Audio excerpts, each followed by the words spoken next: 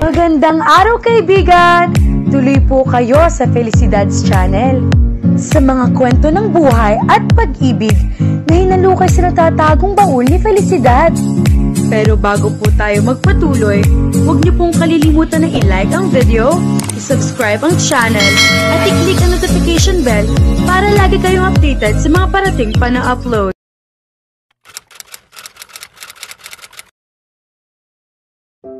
Julian woke up with a heavy heart that morning. Hindi kaagad siya bumangon, kahit alam niya may dapat siyang gawin at tapusin ang araw na iyon. Nagtatalo pa ang isip niya kung paano makikipagkalas kay Dave. Paano ba siya magpapaalam dito nang hindi ito masasaktan? Pero may pagpapaalam ba na hindi masakit? Hindi ko maintindihan kung bakit goodbye ang Ingles ng paalam. Is there something good in it? Maybe we should start calling it bye-bye.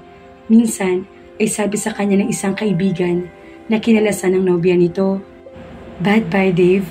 Hindi niya malaman kung papasok pa siya sa opisina o tatawagan na lang niya ito. Baka kasi hindi niya kaya magpaalam ng harapan kay Dave. Nagdesisyon siyang hindi na lang pumasok ng araw na iyon.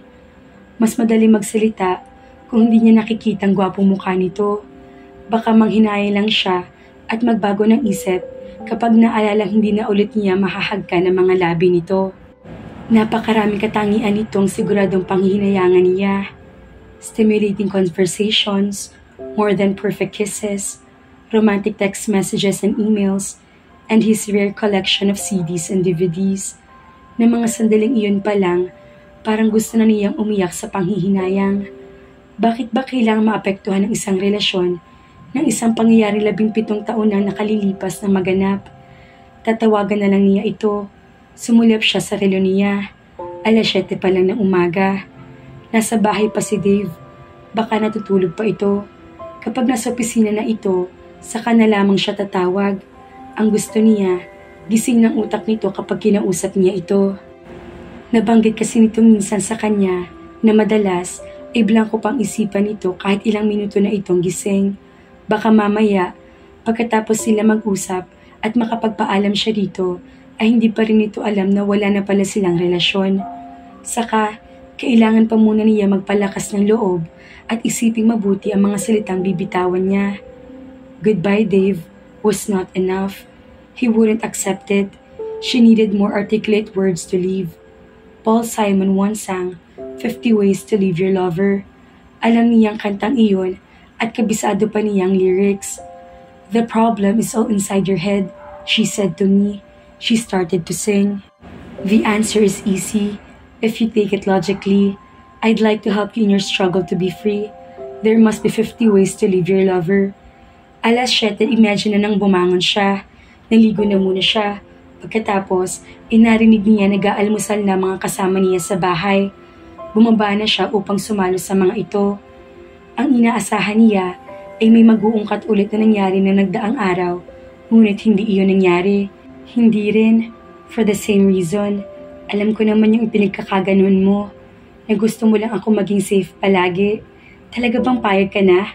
Baka naman napipilitan ka lang. Payag ka nga pero nagdurugo naman yung puso mo at gusto mong iuntog yung ulo mo sa pader. Kung ayoko, ayoko talaga. Pag pumayag ako, talagang payag ako. Thank you. Hindi mo alam kung gaano mo ako pinasaya. Masaya ako pag masaya ka. It's your turn now. Ano yung sasabihin mo sa akin? May sasabihin ba ako sa'yo? Oo. Ano yun? May katwiran ba akong kabahan kanina?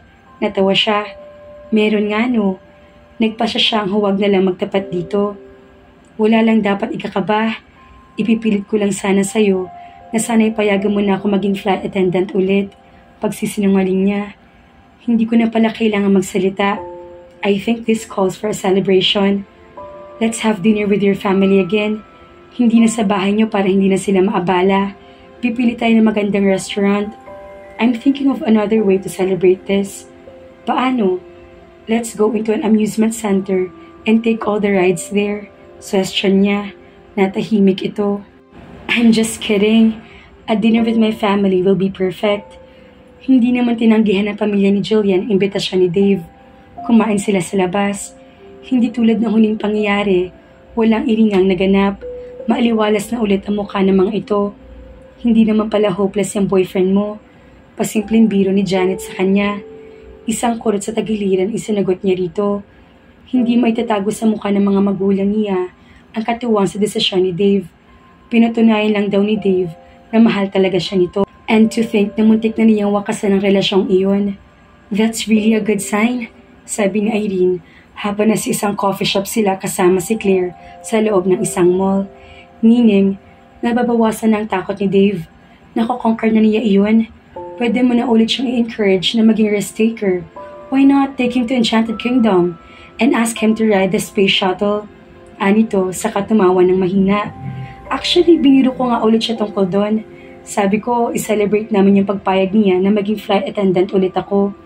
We'll go into an amusement center and take all the rides there. Anong sabi niya? Tanong ni Claire. Natahimik. Hindi tumanggi. Hindi. Hey, that's another good sign. Ani Irene. Hindi siya tumanggi. Nawalan lang ng kibo. Hindi ba pag hindi ka kumibo, it means yes? Sa mga babae, oo, sabad ni Claire. Sa mga lalaki, pag hindi kumibo, pag tinanong mo, usually means no, and they always mean it. Malay mo, iba si Dave, ani Irene.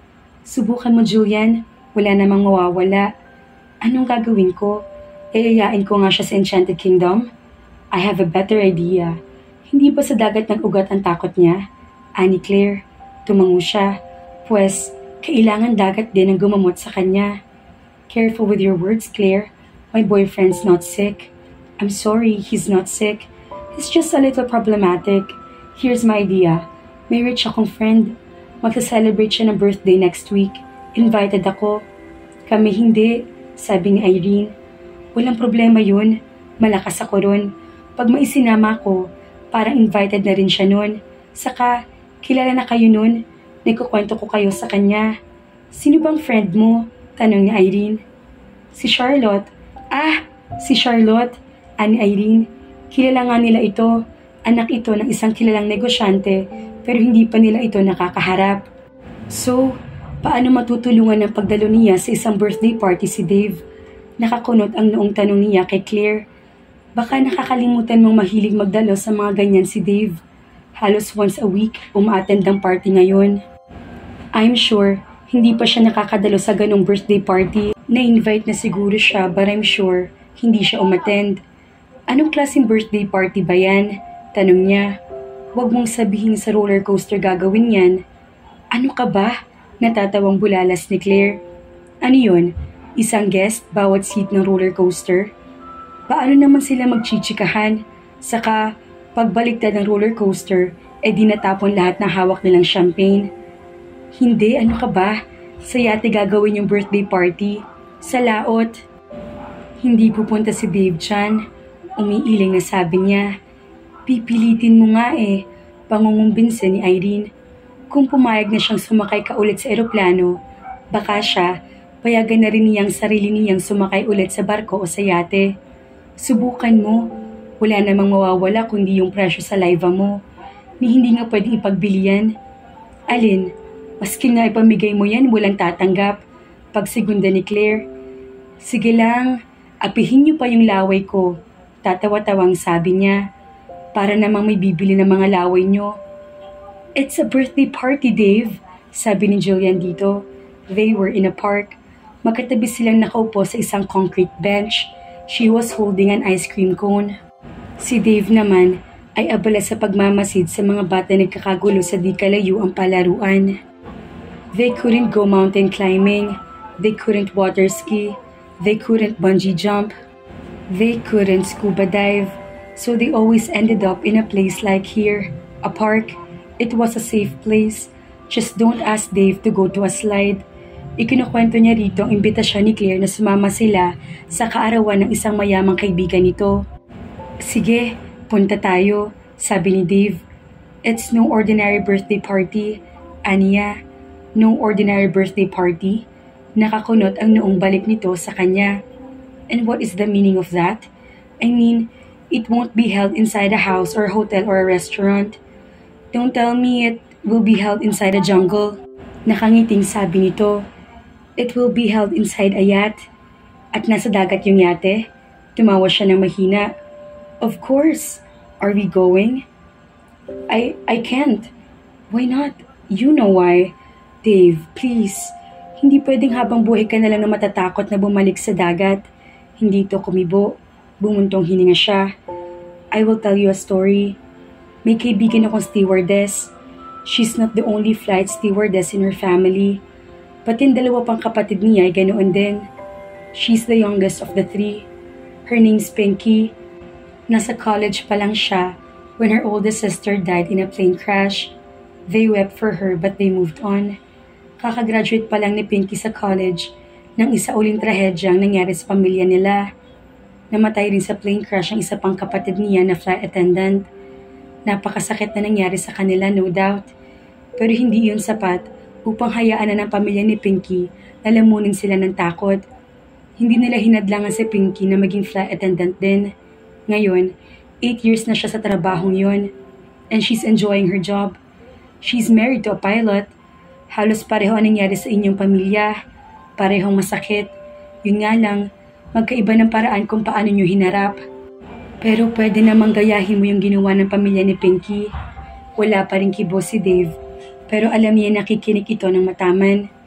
Sabi nila, kung lagi mong tatakbuhan ang kinatatakutan mo, habang buhay ka nang tatakutin iyon. Pero kung haharapin mo iyon, tatama rin na iyong takutin ka dahil alam niyong hindi mo naman siya tatakbuhan. Alam niyong haharapin mo lang siya. Ano nga naman ang silbi niyon kung hindi mo rin lang kakatakutan? Fear is there to be feared, diba? Do I make sense to you? Tumawa siya ng mahina. Wala pa rin kibo ito. Nasa mga nagkakatuwa ang bata pa rin ang mga mata nito. Dave, I'm asking you if I do make sense to you. Tumingin ito sa kanya. You always make sense to me, sweetheart. Are we going to the birthday party? Hindi ito tumugon. Bumalik ulit ang tingin sa mga bata. Claire said it's going to be fun. Ania, gusto mo bang pumunta? Hindi tumingin sa kanyang tanong nito. Tumango siya. Sige, pupunta tayo, sabi nito. Handa pa naman siya makipag-usap ng tungkol doon. Baka magulat pa mga ito kapag sinabi niya naniniwala na siya sa mga ito na hindi siya talaga mahal ni Dave. Mahal pa niya binata pero hindi niya kayang patuloy na mahalin ito kung nakikita niyang wala pala itong respeto sa pamilya niya.